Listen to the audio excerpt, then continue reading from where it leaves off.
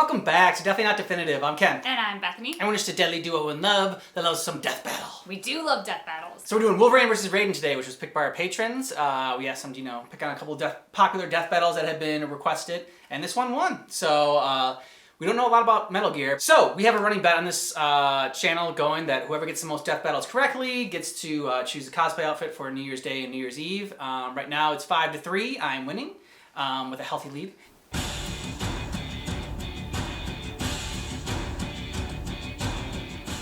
Long-range weaponry are effective tools of destruction, but there's just something special about killing up close and personal with a It's the Halo like sword. Wolverine, the vicious anti-hero of the X-Men. And Raiden, the deadly Raiden. from Metal Gear. Oops. He's Wiz and I'm Boomstick. We said we don't know And much it's about our Metal Gear. job to analyze their weapons, armor, and skills to find out who would win a death battle. 3 scratches, 3 claws. This is the mark of the Wolverine. But before he was the poster boy of the X-Men, he was born James Howlett in 1886. And he was the wimpiest kid ever. He was tiny and pathetic and sick all the time, but little James wasn't stuck in bed for too long. As he grew up, James started to develop mutant powers, which gave him animal senses and rapid healing. But when the family groundskeeper Thomas Logan murdered his father, James learned he had a more lethal power hidden within. Retractable bone claws? Old Thomas never knew what hit him, or more specifically, what stabbed him to death. But Thomas used his dying breath for the oh-so-original plot twist. I'm your father. Going from 2 dads to 0 in a matter of seconds. Anyway, James took on the name Logan to poorly hide his identity and ran away from home with his childhood friend Rose. But then he accidentally stabbed her to death too. Damn, those things seem really inconvenient. Like a murder erection. Always popping up when you least expect it. You should probably see a doctor. With his healing abilities slowing his aging, Logan has lived over 100 years. He fought in both World Wars and Vietnam before joining a special weapons project called Weapon X. This is where he took the name, the Wolverine. I thought they're showing highlights from the worst movie Like that he was almost in. every other secret project ever, it was actually yet another horrifying super soldier project. Whilst there, Wolverine enjoyed such treatments as being cut open repeatedly, having his DNA harvested, and getting his skeleton a pimped out chrome job. Against Logan's will, a scientist named Dr. Cornelius infused his bones with adamantium, a rare man-made metal alloy. Adamantium is extremely dense and stable on a molecular level, making it reportedly indestructible. Even Thor has a hard time breaking it. And Dr. Scientist also hypnotized Wolverine to erase his memories and turn him into an animalistic killing machine. The result? Well, Wolverine went crazy and slaughtered everyone at Weapon X. So I guess you could say the experiment turned out to be a complete success. Good job, everybody.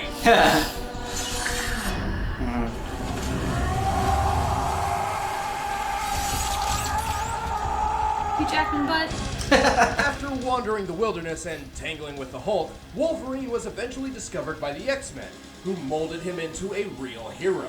Logan had finally found a Yes, love place music. to call home, and a family he did not stab to death. Old Wolvie's got more mutant powers than Kim Kardashian has butt injections. He has keen animal-like senses and expert tracking skills, can move faster than the eye can see, and can lift up to 2 tons. His adamantium claws can cut through almost anything, and conveniently he never has to sharpen them. He's immune to disease, can resist mind control, and can fight for days without tiring. Oh, and for some reason he can sense animals' feelings and talk to them, like some sort of bear whisperer. He's equal in hand-to-hand combat with Captain America, and was skilled enough to tag Speed Demon, who runs faster than the speed of sound. Despite all of this, his greatest attribute is his sheer durability. He's like Super Rocky. Wolverine has survived hits Oh from my Thor God. and the Hulkbuster, battled with Satan himself, and was once blown up with nothing left but his adamantium skeleton. Think that stopped him? Hell no! He got back up and beat the ever-living shit out of the emo Bomberman who blew him up in the first place. Yeah. Jesus Christ! Can anything stop this guy? Well, technically he has died a few times. He even used to have a deal with the Angel of Death to be resurrected should his healing factor ever be overtaxed. But eventually he gave it up in exchange for his soul. Yeah, this actually happened. However, according to Professor Xavier, leader of the X-Men, Wolverine's healing factor stems from his brain. Ah? Get it? Stem? Like brainstem? Wiz, I'm the funny one. Just stick to being boring. Aww. Anyway, this means Wolverine can be killed by drowning or destroying his brain. Yeah. But seeing as his brain's protected by a thick adamantium skull, it's probably staying where it is. Still, there's a reason why Logan keeps getting into bad situations like these. He's a lone wolf and doesn't like relying on others. And he's got a bit of a temper. Tell Cyclops I made him a convertible. Piss him off too much, something snaps and Wolverine will enter the Berserker Ring. Yeah. In good this pick. state, Wolverine loses all self-control and ignores all pain, as he is consumed by the animalistic killer instinct instilled deep within him by Dr. Cornelius all those years ago.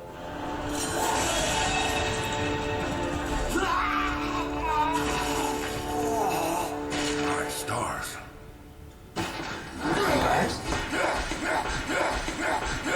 Oh, Jesus. Wow. Born in Liberia, a young boy named Jack lost his parents and was adopted by George Sears, the future president of the United States. Which sounds like a pretty good upside considering, except Sears was actually solid as Snake, a traitor who manipulated world leaders to profit from the war economy. Oh, and the fact that he killed Jack's parents. I'm your dad now. Being the perfect parent he is, Solidus enlisted Jack in the Liberian Civil War, where he became captain of his own commando unit in the Army of the Devil. It's an army It's of... not an actual army of devils. Oh, damn it. A natural harbinger of death, Jack's high kill count earned him the nickname Jack Jack Ripper. the Ripper. He Nice. accomplished all of this, and he was only 10 years old. Proud wearer of Oh 5 my cyborg God, bodies. Could you imagine this kid during puberty? If it ever even hits. I mean, even 10 years later, he still looks like he's waiting for the old stones to drop. Oh Well, god. they had to sometime. After being abandoned by Solidus, Jack fell for a girl named Rose and eventually got her pregnant. Jack was Him and tormented Ladies by in his I know, I was thinking the past same life thing. and sought to right his wrongs by joining a special task force. With them, he teamed up with the legendary Solid Snake to take down some bad guys, destroy giant robots, go streaking, and even kill dear old foster dad. All under his awesome new code name, Raiden. Except all along, he was actually being controlled by the Patriots, a secret organization manipulating the US from behind the scenes and bent on dominating the world. Yeah, okay, hang on to your butts, because this is where things start getting out of hand. See, his girlfriend Rose was actually a Patriot spy and was manipulating his life the entire time they were together. Oh. Women, right? But she So was all like, Wolverine's my dead. bad, I love you. And he was like, it's gay, let me put my dick in you. And then they had a kid. Well, first she actually said she had a miscarriage and married another man to trick Raiden, but it was really to trick the Patriots. Please, the story is confusing enough without bringing that into this. Eventually, they got back together and had a kid. Can we please go back to talking about killing people now? Sure. One day he was captured by the Patriots and used as a test subject for exoskeletal enhancement surgery, transforming him into a superhuman cyborg ninja. That's what I'm talking about. As a cyborg, Raiden went from a force to be reckoned with to a nigh unstoppable killing machine. He is fast enough to outrun bullet trains and even run on walls. And he can do shit like this. You too, immortal. No. I just don't fear death.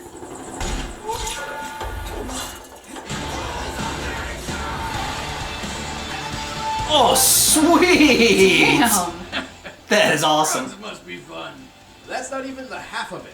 Raiden is strong enough to lift and throw a Metal Gear Ray. While a Ray's exact weight is unknown when compared to a Metal Gear Rex, which weighs 557 tons, we can estimate its weight to be over 1,000 tons. And that wasn't even his final form. Right, Raiden eventually got a newer, better cyborg body, which was even more powerful.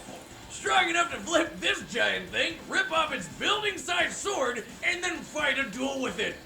And finish it off at blinding speed. I mean, what in the actual hell? When he's not wielding building-sized blades, Raiden wields a high-frequency blade called the MURASAMA. Originally forged in the 16th century, the MURASAMA was re-outfitted with high-frequency technology. By creating a powerful current through the blade that vibrates at intense speeds, it weakens its target's molecular bonds, forcibly slicing through almost anything. And if that's not deadly enough for you, Raiden can activate a super mode called Zendatsu. This causes Raiden's perception of time to slow anywhere from 50 to 90%, giving him plenty of time to chop through his foes as precisely or as rapidly as he'd like. He can take this a step further by deactivating his pain inhibitors. Allowing intense agony from wounds to envelop his senses causes him to lose himself in his old Jack the Ripper personality.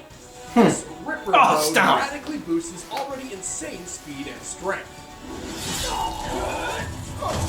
Got some sweet moves. Yeah, he does.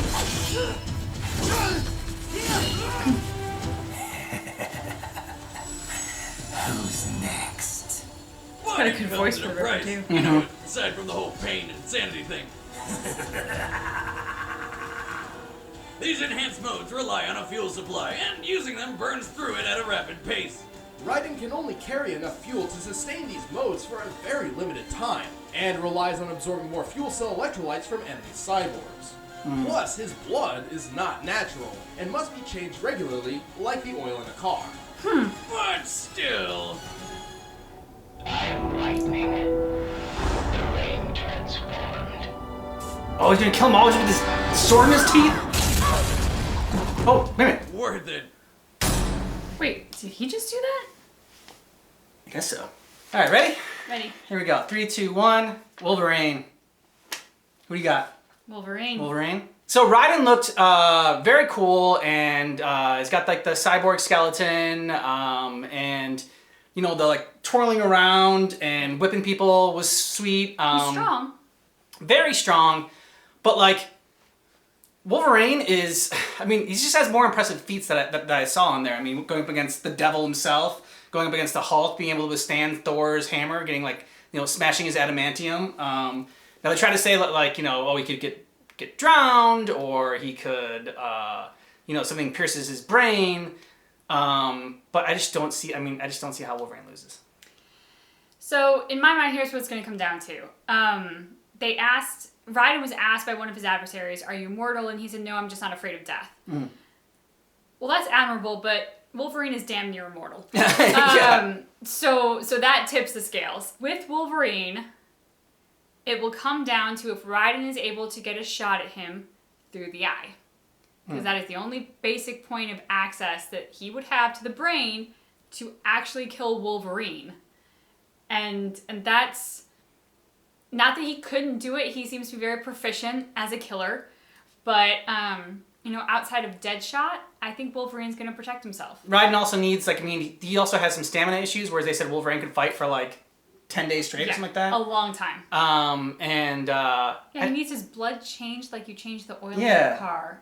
I have questions about that. We're either both wrong or both right. Alright. Which I'm okay with, because I got the lead. Here we go. Alright, the combatants are set. Let's end this debate once and for all. Getting bitch slapped by Deadpool. I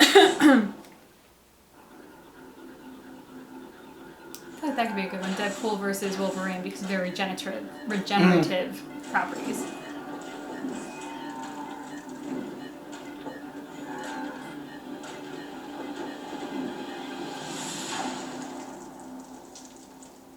Cool landing. Alright, so we had Again, some hero Raiden's entrants. pretty cool.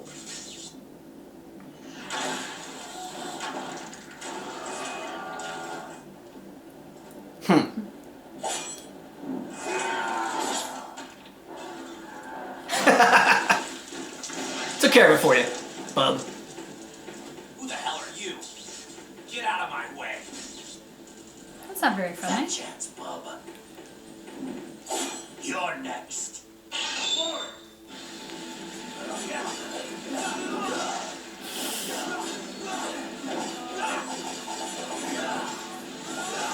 Ooh. Who?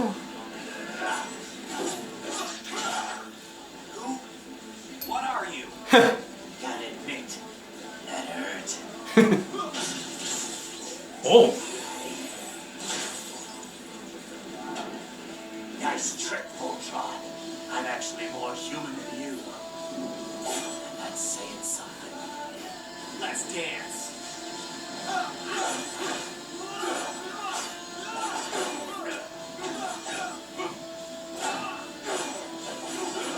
on, Logan. Oh, Jesus! You've dealt with super speed before. Yeah, he has. He was faster, you know. The one he dealt with was faster than the speed of sound, I think. No use hiding, Bob. Ooh. Nose. Oh, he slammed. Game on.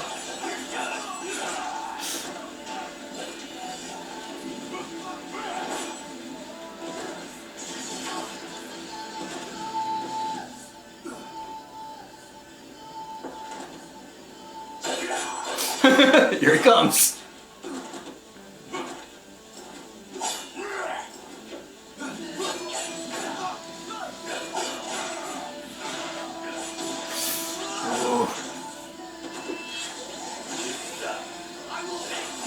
Oh!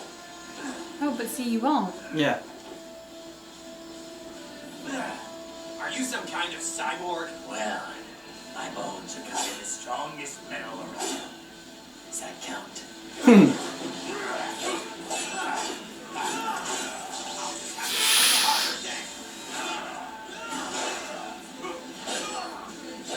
Oh, yeah, that's Nice. great that he's fighting with the sword in him. Yep.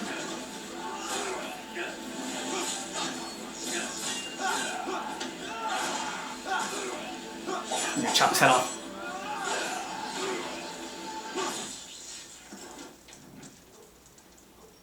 Oh, ouch. All right, Terminator. Now you've got me mad. Yeah. Berserker. Yeah, but usually the one that powers up first usually ends up losing. Shit. Shit. Good night, RoboCop.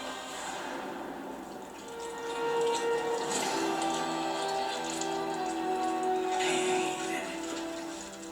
This is why I fight. Pain, this is why I fight. It's time for Jack the Ripper to let her rip.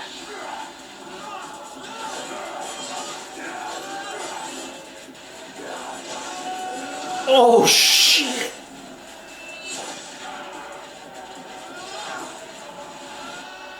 No.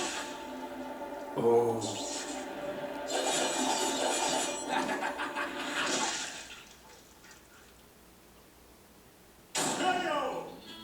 Oh my god. Because of Wolverine's adamantium skeleton and stubborn healing factor, he was able to hang in there despite Raiden's clearly superior speed and strength. He could have even kept it up until Raiden ran out of fuel, if it weren't for one important question. Could the high-frequency blade cut adamantium? Yeah. To answer this, we dug deep into Marvel Comics history and found Misty Knight, a lesser-known Marvel heroine with a bionic arm made of Antarctic vibranium.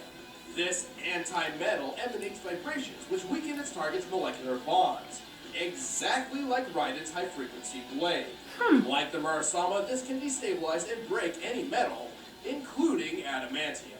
And while in Jack the Ripper mode, Raiden can strike with enough force to cut through buildings and machines built to survive nuclear wars. With that much strength behind a sword like that, plus Raiden's speed and technology advantage, Wolverine's supposedly indestructible skeleton met its match. Any way you slice it, Raiden just had the right gear for the job. The winner is Raiden. All right, and we're back on the streak of picking the loser again. Don't agree with it. Wolverine's still my guy. I respect the research that they did to find that obscure other character who has a similar Misty power Knight. to like go that route. The fight itself was amazing. It was a very cool fight, and like regardless of the outcome of what it was, and you know, I mean, this is, you know, it's all for fun anyways. Mainly we're watching this just to have fun and for the battle itself. And I thought the battle was one of the better ones they've had. The battle was really good, but I still disagree with their outcome. I'm gonna stick to that. Agreed. Let us know what you thought about this fight down below in the comments, and suggestions for more death battles to react to. Thanks to our patrons for picking this one. And we have a playlist down below in the description of this video with all of our death battle reactions. Thanks so much for checking out our reaction for Death Battle Wolverine versus Raiden, but just keep in mind That our reaction is definitely not definitive.